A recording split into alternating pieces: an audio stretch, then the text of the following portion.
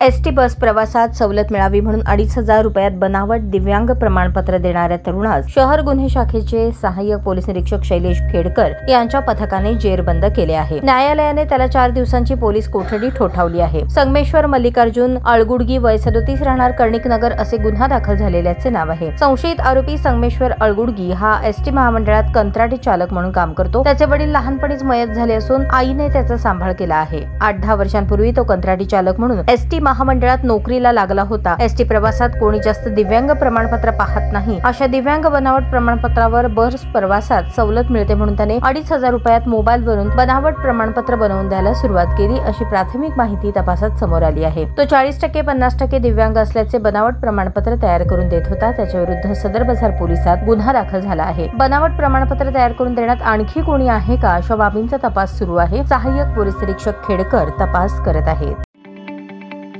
ताज्या बातम्या पाहण्यासाठी प्राईम महाराष्ट्र न्यूज चॅनलला सबस्क्राईब करा।